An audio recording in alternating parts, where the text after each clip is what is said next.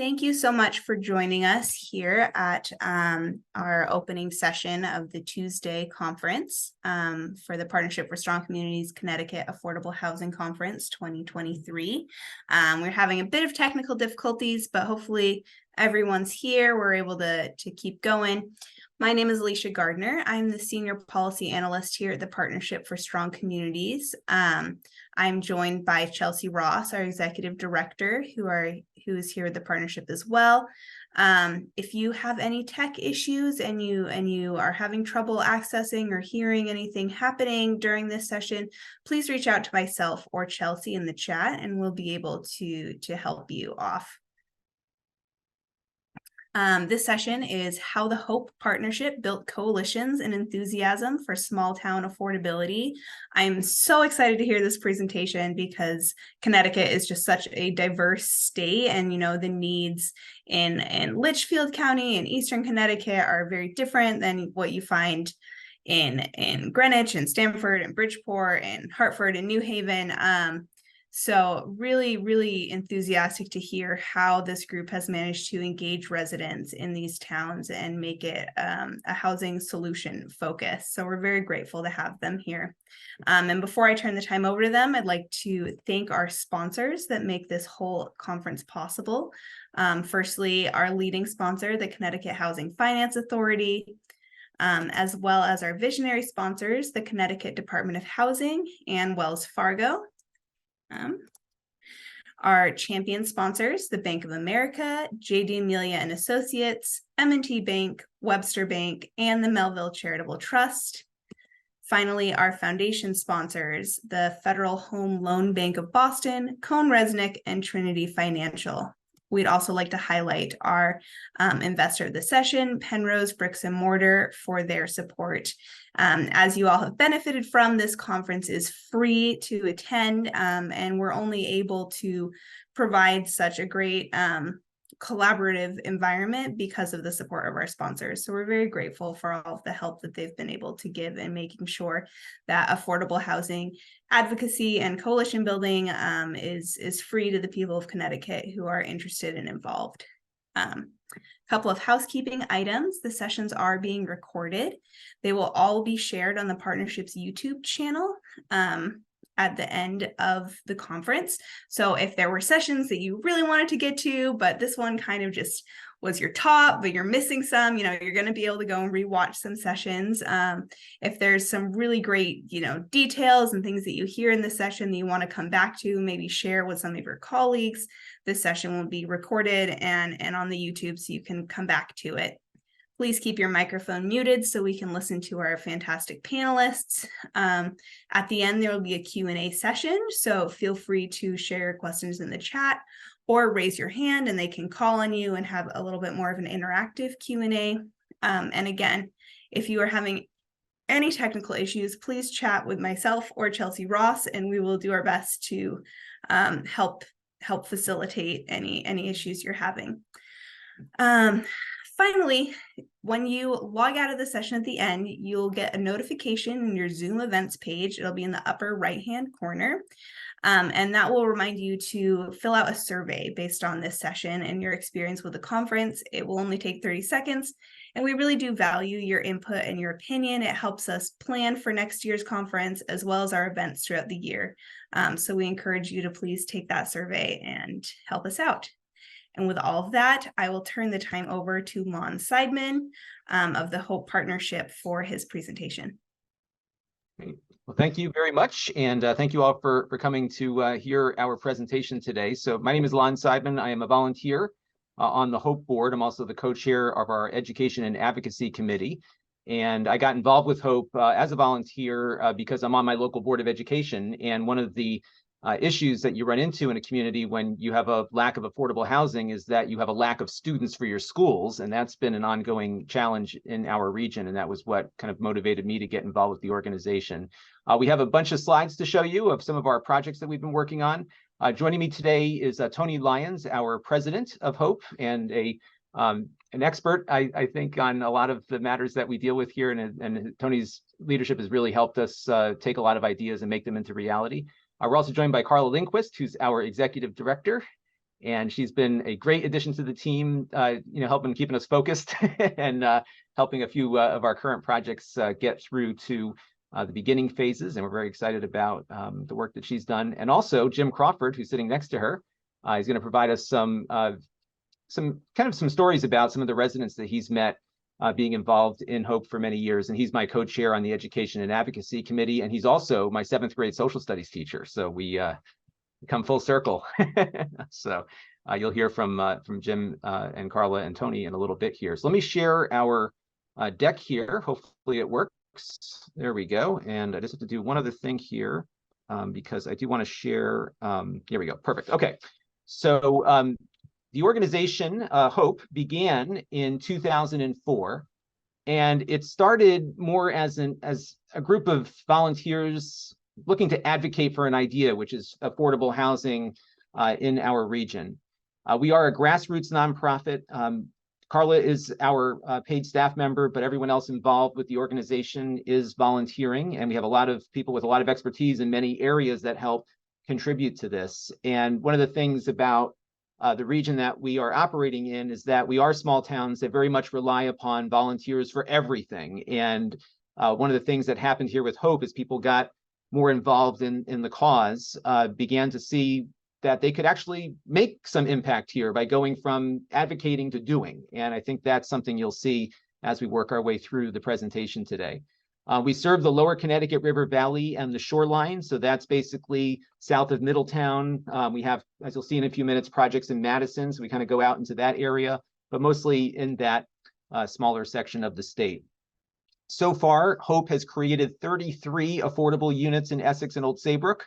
We are in the process of adding more, so we'll be over 50 by the time we're done with our latest project. And although that's not a lot, perhaps compared to larger scale projects, these are, now over 50 projects that would not have happened without the organization making these things happen. And as you'll see, these projects were really creatively put together in a way that actually was very well received by the communities in which we built them. And right now we have a new project underway in Madison.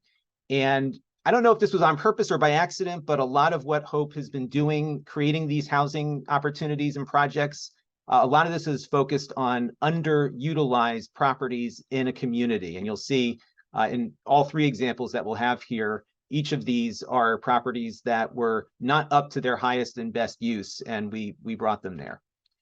So I want to turn things over now to Carla to begin our tour of our communities. And the first one here is Ferry Crossing in Old Saybrook. And Carla, I'll let you describe what we've got here. Thanks, Lon. So as Lon mentioned, our first project was Ferry Crossing in Old Saybrook, and Old Saybrook is the birthplace of Hope. As Lon mentioned, it was founded by some concerned community members, one of whom was driving down Route 1 in Old Saybrook and started getting a little annoyed because she was stuck behind a school bus. And then she realized that the school bus was stopping at all the motels in town. And so I think that sort of illustrates the context for which Hope grew out of. It started with a lot of folks, including Tony, coming together and saying, there's something missing in our community, and it's affordable housing. It's places for people to live when they need housing at a much more affordable price point. And so Ferry Crossing was developed in conjunction with a partner, and it opened in 2012. It is constructed on a former brownfield site, and this that construction sort of demonstrates the collaborative approach that Hope has, which is it was state of Connecticut land that was then conveyed over to the town of Old Saybrook, and then Hope has a 100-year land lease, and then we built our project on it with our partner at the time. Fortunately, Hope had the opportunity a few years ago to buy out our former partner. And so now we wholly own Ferry Crossing. Ferry Crossing is 16 units, rental units. I like to call it suburban townhouse style. And the affordable units there are designated for households making up to 25%, 50%, 60%, and 80% of area median income. So in addition to the entire community being 100% affordable, there are deeply affordable units here as well. And we're proud to say that we also have a few units that are designated for veterans who carry a VASH voucher, which is an important population in the affordable housing sphere. We're fully occupied. We maintain a wait list for all of our units. And quite frankly, you know, from inception to now, we see every day how often folks are interested to live here, that the need is only growing since Ferry Crossing was created over 10 years ago. And so our next project, which we're very excited about because we just recently celebrated the groundbreaking for construction, is Wellington at Madison. And like the name suggests, it's in Madison, Connecticut. It's located in a really fantastic location on the Route 1 corridor near Hammonasset.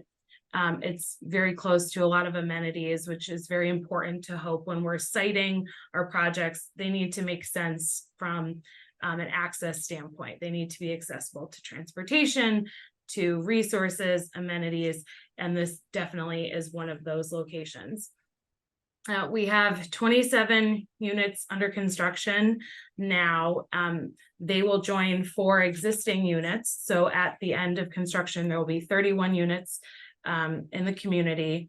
It's a fun mix of new construction, and there's also a historic home on the site that will have 4 units there after construction.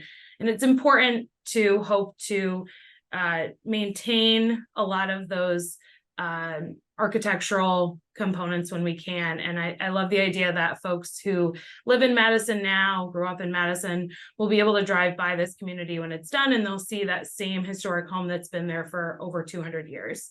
The remainder of the units will be new construction, and they're going to be similar suburban townhouse style that I mentioned in Ferry Crossing.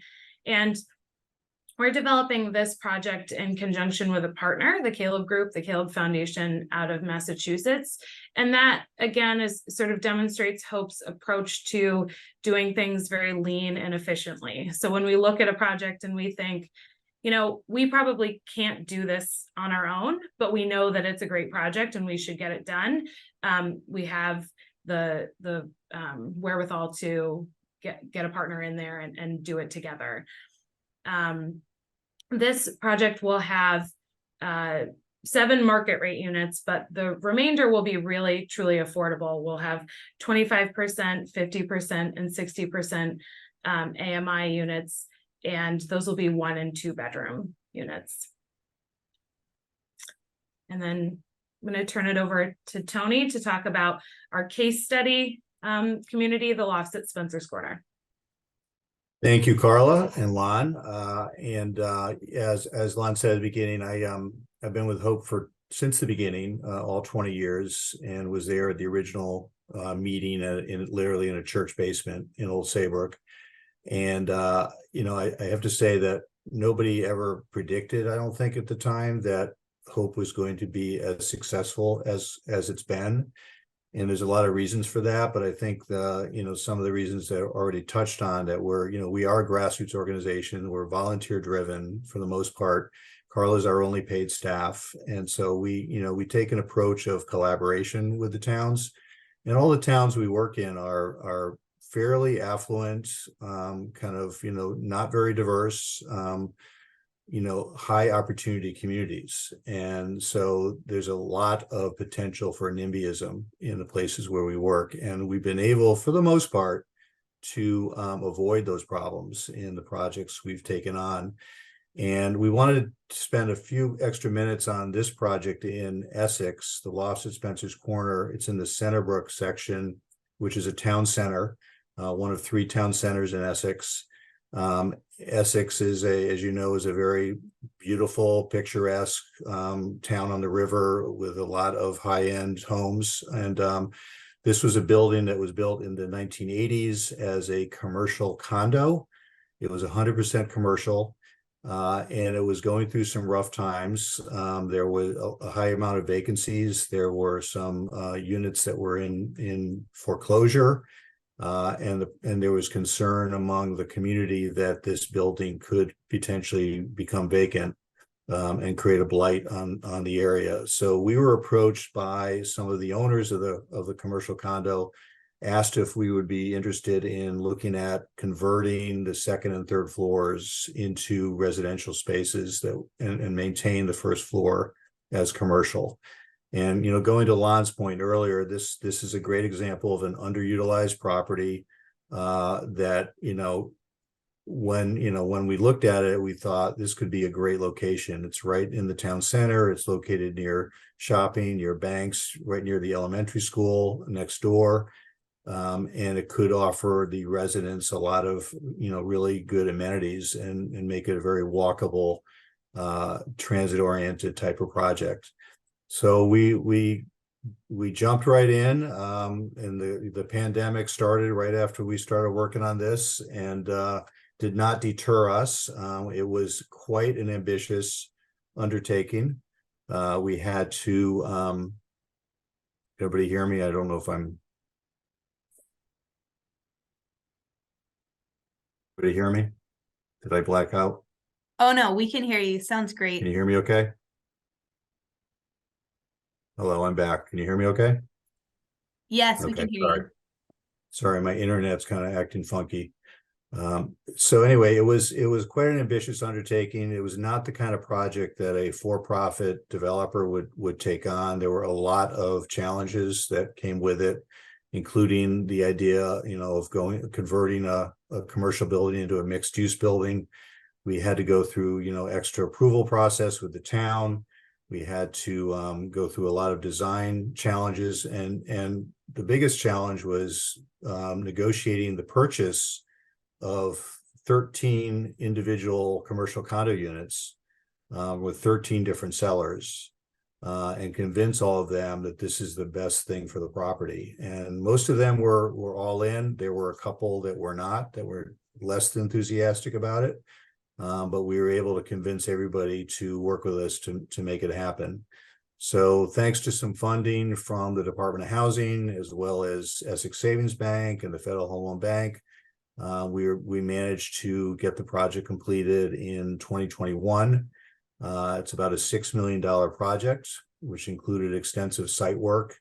And the other thing we had to figure out, all the towns where we work, there is no public sewer.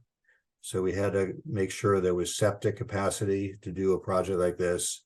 And that's always challenging in smaller rural communities. But it's been a great success. There's been a lot of enthusiasm for it. And the town of Essex is, very, very happy with how it turned out. And most of the commercial owners are, the remaining commercial owners are also very pleased with how it turned out. So I think we have a video of one of the residents that's going to talk a little bit about her experience. And I don't know, is that coming up next one? Yeah, a couple slides. Yeah, we have next we just have an article here from when this project got approved, and it was a unanimous approval by our zoning commission. And I think that's an important point here, that in many cases when we have a project ready to go, we find that the towns are very eager to work with us, again, because we're bringing these properties from a place where they're not at their height to something that's much better. And I have a small media company, and I was actually looking for a unit in that housing complex before it became a housing complex, and I think some of the units were selling for less than what my car sold for. So it was quite a transformation that happened there. And beyond that, one of the amazing things that happened was that after this project was completed and after everybody moved in, on the first day of school, I like to walk my kids to this elementary school, the Essex Elementary School right next door. And as my 10-year-old was walking in the door, a young lady who lives in the complex walked over from her apartment, and the first person she met was my daughter. And my daughter showed her around the school, and it was really kind of heartwarming for me, because I was involved with Hope already at this point, and to see the impact on that family, to be able to move in and walk right next door to go to school was amazing. And actually, we have a couple of students who live in in the complex there. So it's really, really exciting. I want to turn it over to Jim now, because Jim's been on the Hope Board for quite a while, and he's met a lot of the residents. And what we're going to have is Jim kind of talk about some of the experience he's had talking to these folks, and then we actually have some video from a resident that we spoke with recently. So I'll turn it over to Jim. Great. Thank you, Lon. Just a little bit of quick background. Lon told you that I'm currently one of the co-chairs with him of the Education and Advocacy Committee. I have been affiliated with Hope in one form or another for about 15 years.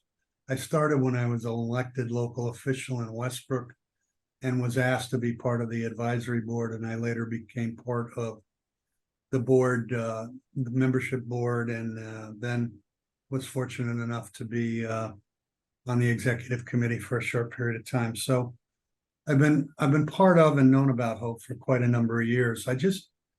To be as up to date as possible, I wanted to follow up Lon's piece about the article that was in the media about the approval in Centerbrook. Just today, on the front page of the New Haven Register, there was a very prominent, actually the lead article was about affordable housing, and they asked the question, where is affordable housing? And it referred to the recently released survey done that identified the number of units in each town in 169 communities in the state. And one of the things about that, the prominence of that article that I'm most tuned into is that now it's very, very often that we see articles and media opportunities about affordable housing.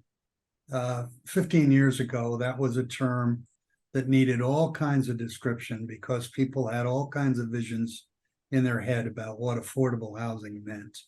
And today, for a variety of reasons, and I think Hope and organizations like Hope are responsible for having this particular item be very foremost and prominent and a lot more understood by the general public than it was in the past. Our towns that we serve are kind of unique. For a lot of people in Connecticut, they view the shoreline area or lower Middlesex County as a vacation area. And to them, it's a beautiful setting, sunny skies, most visited often in the spring and summer.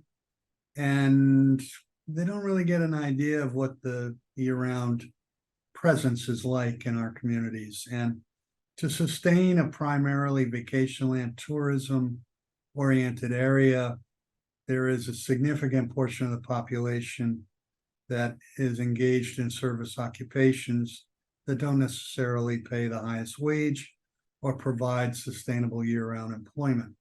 So in addition to folks like educators and local volunteer firefighters, workers in restaurants, we have in our service area large numbers of folks who are engaged in the service economy, who are very dependent on the availability of affordable housing and the lack thereof. One of the things we see quite often in our area are academic rentals. For those of you who aren't familiar with that, these are housing units that are primarily occupied by folks during the, quote unquote, the high season.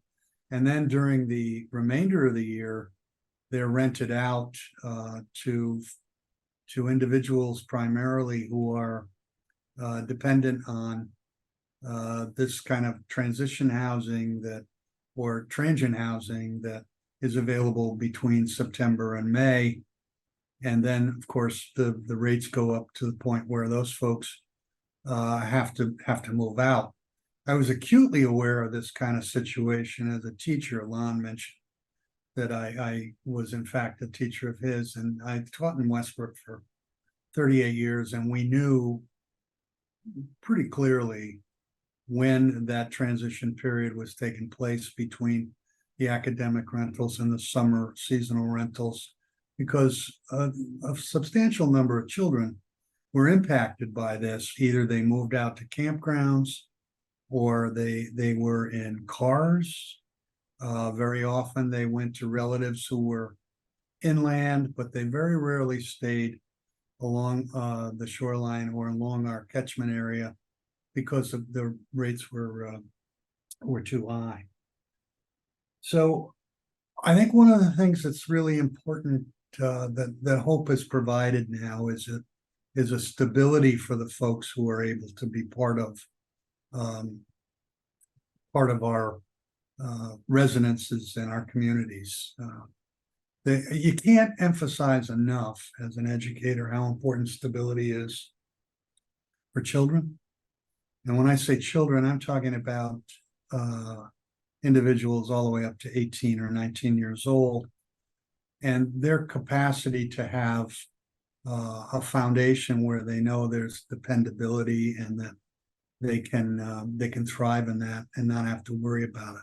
We've had a couple of really terrific success stories over the lifespan of Hope. Just this year, a young man from one of the communities graduated from one of our area high schools and received a full scholarship to a very prestigious Ivy League university. And his family credits a lot of that to the ability to be in one place, to have that stability. We also had someone who was able to move out of a Hope community and be able to purchase their first home. Well, we don't see ourselves as a permanent residence. In other words, these are opportunities for people to build their careers, to build their capacity to move on to another community from Hope, so that others can come in. As Carla pointed out, when the lofts opened at Spencer's Corner, we had 17 wonderful units, but there are 100 qualified individuals or families that are on the waiting list because the need is so great.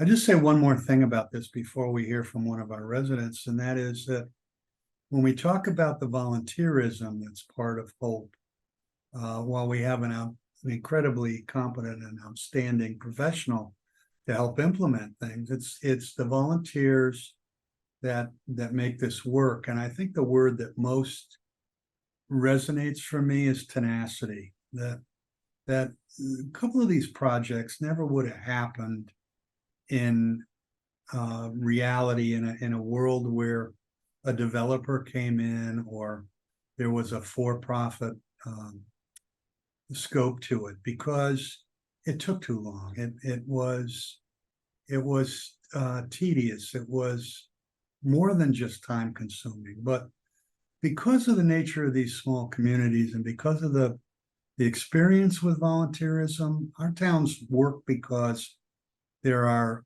commissions and boards that are totally volunteer, and people understand that you have to hang in there for the long haul, that the work can be difficult, the work can be tedious, but it can happen. And I think that's the beauty of Hope Partnership, and a lesson to other towns and municipalities around the state, that when you engage folks and you engage the community, people will be receptive. When you're talking to a zoning commission, and that zoning commission knows that 2 or 3 of the people who are speaking to them have been volunteers on planning, or have been volunteers on the Board of Finance, or volunteers of the Board of Education, they listen more carefully because they know these people have paid their dues. These people have made an impact on the community and have the community's best interest at heart.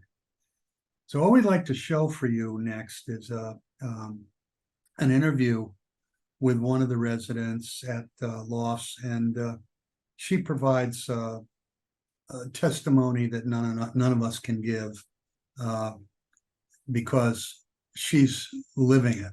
And I'm more than happy to turn it over to that now, Lon, so that we can run Pam's story. Sure. And we should be able to get the sound through. If you don't hear her, let me know and I will restart it, but I think we're good. Hang on. Longtime Shoreline resident, and when COVID hit, I was working in town and I couldn't work anymore. The rents were more than I could afford. Somehow I stumbled across the application for the lofts online, and I applied, and then I got a call from Mary, our manager here of this property, and she told me that my number had been drawn out of the lottery and that I had the opportunity to move in to the lofts. And I was driving and I had to pull over because I was so excited and I couldn't believe it. And I couldn't breathe or talk. And finally I got my composure and she said, yes, it's real.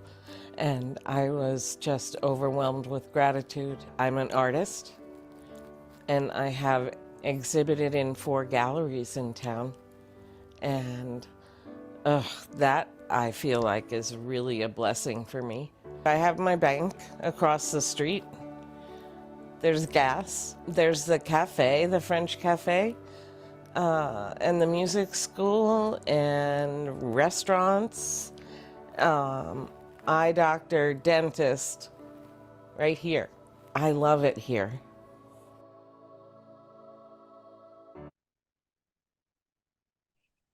I think it's Right. important to note that if we wanted to, we could have run that a lot longer. Pam's interview ran well over an hour. It was hard to distill that to get to the essence of the story, but we hope, based on what you heard, that we're pretty sure she got the message across. And Pam is one of many who have that kind of story to share. So, And she was someone who had to move in with her daughter for a while because she was working in food service, and after COVID hit, as you mentioned, she lost the ability to maintain housing, and so this was a real ability for her to stay independent and stay in the area where she's still contributing to the economy. And Carla, how can people find out more about us? So, the impetus for doing this panel really was that we felt like we have a model to share, and we know that there are other small and high opportunity towns around Connecticut that could benefit from understanding what has worked for us in those types of towns. And so we would love for folks to check out our website, which is hope-ct.org, and take a look around, take in what you heard here, but also, go a little bit deeper and see if maybe there's some of this that will resonate in the town where you live or the region where you work. We're also available for sort of front end development consulting and for organizations that are trying to get started. We quite honestly field inquiries all the time from people and organizations that would like to see this work happen where they live, and we're sort of increasingly available to start helping other organizations do that work. So feel free to contact me if you're interested, or an organization that's interested that wants to do that work. And we hope that it's been valuable to hear about our projects in our communities, and we'd love to open it up for questions and discussion.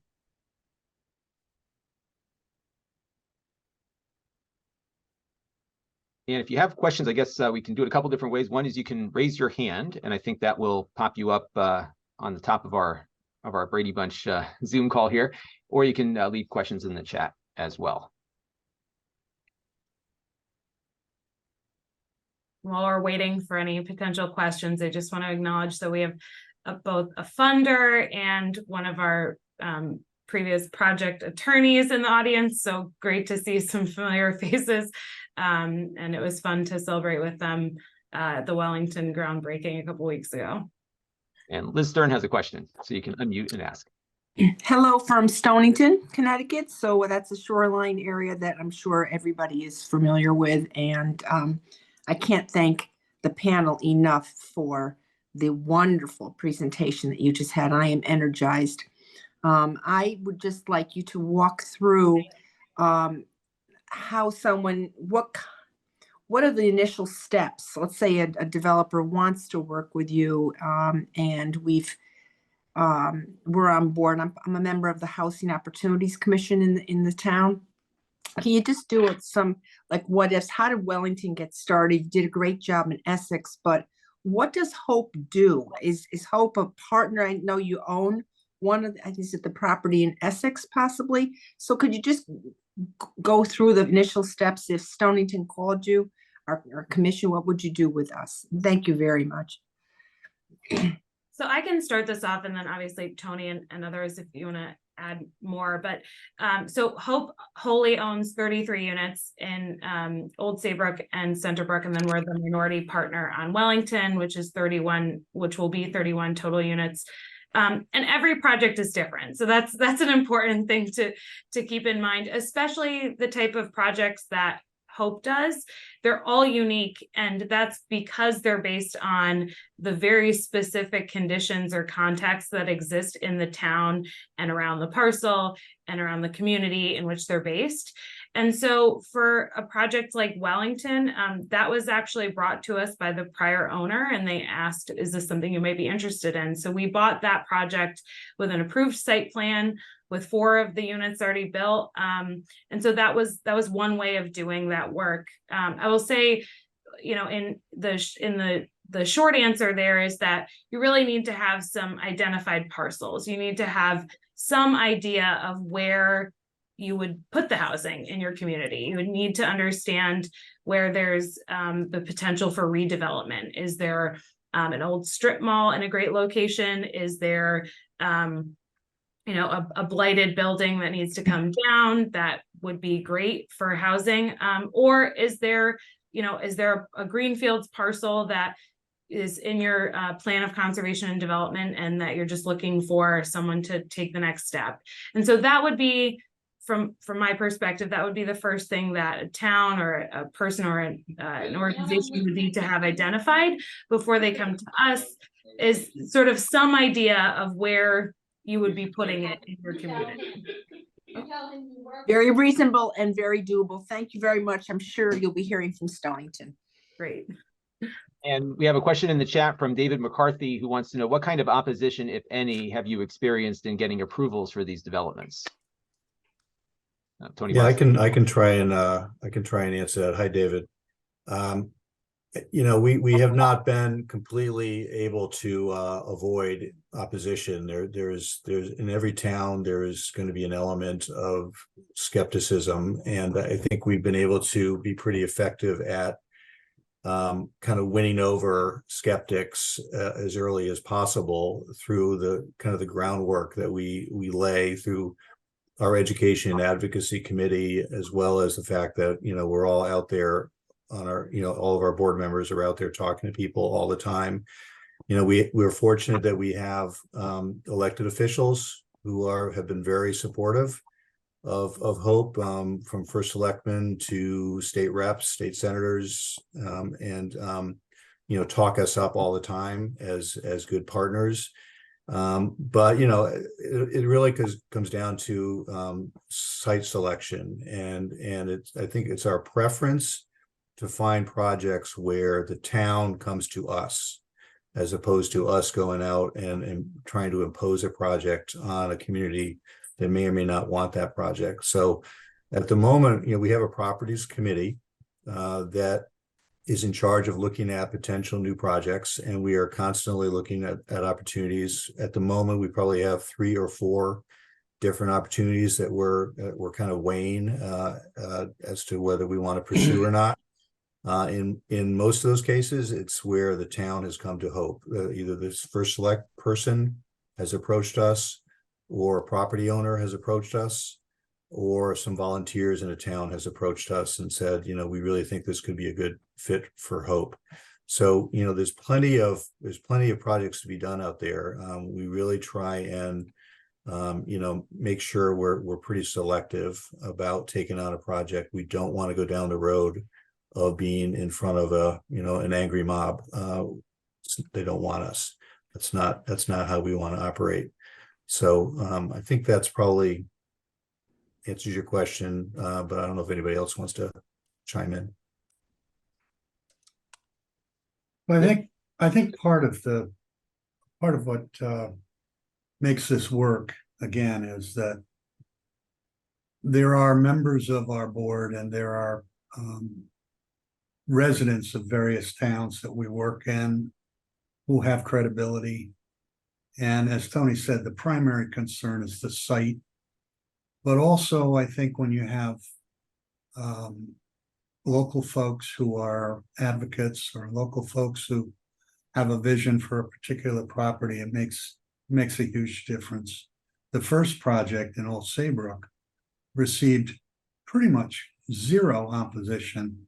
And it was in large part due to a tremendous amount of groundwork done by the original founders of Hope and the work they did with all the boards and commissions. And they had a lot of support from the first selectman of Old Saybrook at that time. But for the most part, it's the credibility that folks bring, and it's not like a group of strangers, as Tony said, it's not like a group of strangers coming in trying to impose something on the community. The collaborative nature of our development process, and really it's bottom-up development. As Tony and Jim both said, there is no one coming in and sort of imposing a vision. It's a back and forth. It's a dialogue with the residents that already live in that town, with the elected officials, with the volunteers, boards and commissions. And again, we're all members of these communities. And so we truly care. And Lon has illustrated a very personal example of the connection, but we really care about what happens in these projects. And so that resonates. People understand that. And so I think that's the special sauce, if there is one. It's being part of the community where you're working. And I did see that there's another question about clean energy and energy efficiency and sustainability. And our Wellington project will be LEED Platinum certified when it's done. That's what we're going for. So we actually will have solar panels on our community building, and we have a variety of different upgrades that lead to that LEED Platinum certification. So those are the types of things that funders love to see. And of course, again, we want to do those upgrades as well. So. And I would add also that from an economic standpoint, there's some opportunity, I think, to involve the business community in some of these discussions, especially when you're looking at a project to come into town. And prior to my current, I'm self-employed now, but prior to that, I was working in my family's business, which had a number of facilities throughout the area where we employed close to 100 people throughout some of these towns. And the biggest challenge we had was housing, because many people couldn't afford to live near where they were working. And it's a problem even probably amplified now, given how tight the labor market is. And I think you may have some allies in local businesses that are really struggling to find people and retain people, especially in some of these communities where affordability is lacking. One other thing, just briefly, is that just about every town in Connecticut has some kind of eyesore that the community would love to do something with. And I think one of the things, again, that's made us successful as an organization is looking at not necessarily eyesores, but properties that are underutilized and how you make them better. And I think there's some opportunity for that. And there's a lot of these kinds of places around here. I live in Ivoryton, Connecticut, which was the home of the ivory trade back in the early part of the 20th century and before. And we have a lot of remnants of that industrial era that are very much underutilized. And there's a whole host of environmental issues and other things that prevent those properties from being upgraded, if you will. But there's hope. And I think you can look at a lot of those as areas where the town might be more accepting. We have a question here from Catherine Keller. Can you talk a little bit about financing of these projects? It sounds like it all starts with creating public and private partnerships, but I'm curious about how you determine the financial viability of proposed project. You mentioned that the lofts cost $6 million to develop 17 units. Anyone wants to take that one? Yeah, I can try and to address that. So, we have a very close relationship with the Department of Housing and CHFA. So all of our projects have had significant funding from DOH, and we are fortunate here in Connecticut. There has been, at least for the last few years, pretty good support from a budgetary standpoint for building and financing affordable housing at the state level. And so we see DOH and CHFA as key partners in looking for funding and financing for our projects. So the Madison project is the only one that's used low-income housing tax credits. The other two projects were just DOH and construction loan from a local bank, and maybe some funds from the Federal Home Loan Bank through their member bank. And we'll have tax credits that were sold to an investor, as well as some debt from Webster Bank, who is going to be the construction lender and the perm lender on it.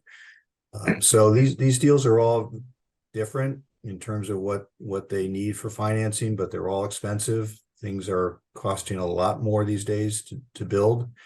Wages are up, materials are up.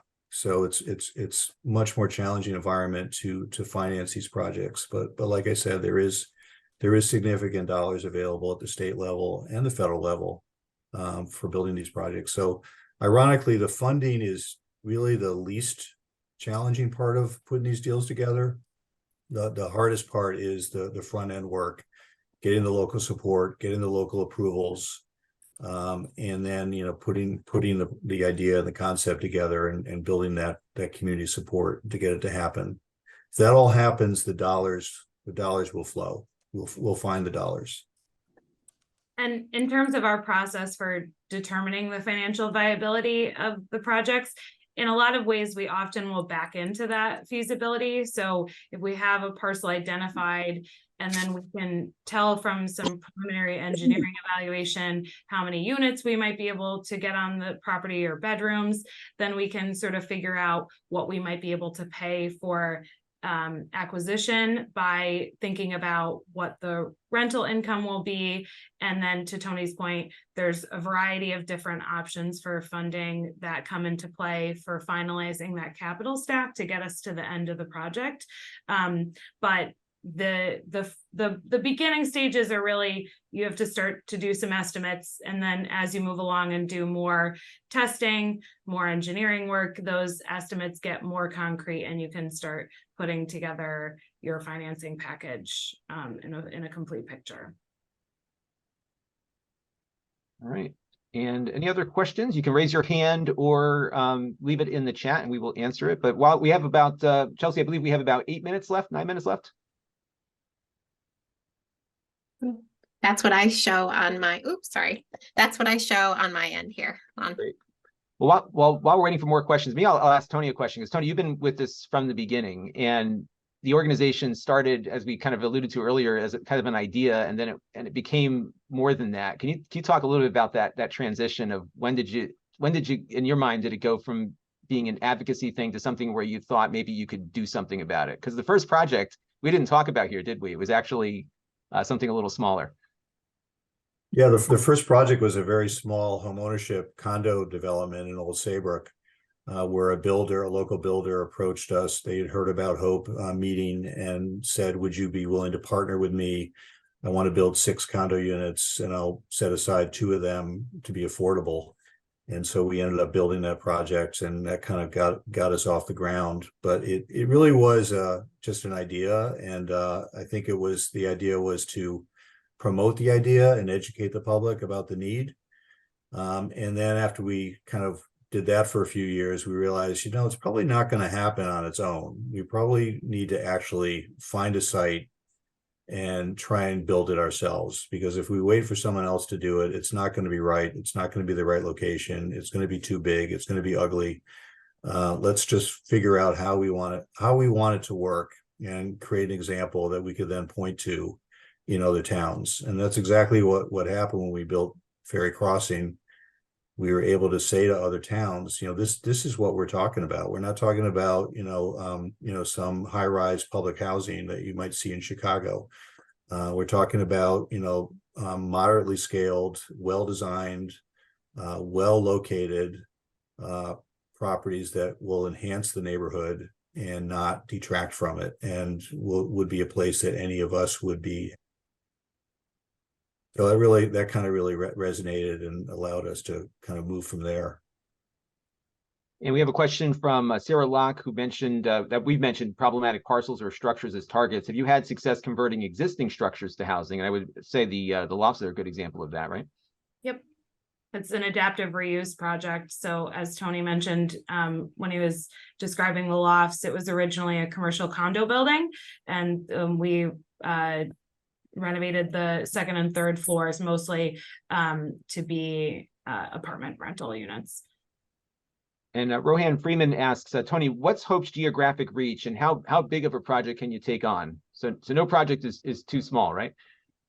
Well, that's not true. There are projects that are too small. Carla, do you want to try and answer that one? I can answer the geographic reach. So, we really think of our region as sort of a triangle, if you will. And so maybe Guilford is our western boundary, and then you sort of go out to the Limes, maybe a little bit further on the eastern boundary, and then you look up towards Middletown, but not going quite as far as Middletown in Middlesex County. Really, I would say that our expertise is in smaller towns, and so it's not necessarily the region, although we do stick close to home, but it's really the size of the town where we work. And then big of a project, it really depends on who our partner is. We're probably not going to do a 50-unit project as a sole developer, but we have partnered with larger developers in the past, and we are anticipating doing that again. And it's something where it happens frequently, and for a nonprofit developer like us, it makes a lot of sense. It keeps us lean and efficient and nimble, but it means that we can have sort of outsized impact to our size of organization. Anything to add, or were you good on that one? So, and I think also part of the geographic reach comes down to where we pull our volunteers from. So this is an organization that began in Old Saybrook, so it's kind of grown organically from Old Saybrook into the neighboring communities. And part of what Hope does is tries to identify people in the community that care about this issue, that can help be influential on the issue, especially when we have projects that are happening in a particular community. I was recruited by a colleague on the Board of Education who was on there with me, who said, you really need to be part of this because we're building something right next door. It impacts the school, and we need more of this throughout the region. And that's how I got involved with it. And it's been great to see what impact it's made in Essex. Even though it's just 17 units, it's made a difference for 17 families in our town, and it's enhanced our school and our community. And I think that's been a really important part of it. So any final words from our panel here? I was just going to add, one of the things that we really try and promote, the idea of regionalism. And I know regionalism is a negative word in Connecticut, has some negative connotations by some people, but it is a regional problem. It's a regional economy where we are, as Jim described, and having to solve this problem on a town by town basis makes no sense whatsoever when you're dealing with small towns with small budgets. So we really see and promote the idea that if we build something in Essex, it's going to help Chester, it's going to help Old Saybrook, it's going to help Westbrook, because people are going to be attracted from all the towns throughout the region to those properties. So we really try and promote that idea every chance we get. Yeah, I wouldn't sell short either the wisdom Hope showed early on when they created the advisory council, which is comprised of elected officials in the area. We don't always see immediate results from our engagement with all these elected officials, but at times we're not even aware that they've helped spread the word. So engaging the elected officials, engaging the people who on a day-to-day basis talk with others in their communities is really a key component of Hope's success, I think. And that, you know, when you look at the 3 projects that we have so far, there's a certain serendipity to it, that it you know, it's not like they fell out of the sky into our lap, but there's an element there that we need to cling to, which is that when our name is out there and people understand what Hope is about, that in the back of their mind, maybe as they drive by a property, they'll think, oh, you know, I never really saw it that way before. So that's an important touchstone for folks out there who are trying to build this kind of an organization in their communities. Right, well, I think that's time for us, but thank you all for having us as part of the session today. We really enjoyed sharing what we've been learning and doing together. So thank you very much. This was wonderful. Thank you so much. And we'll see everyone at our next session, final breakout session for the day. Thanks so much.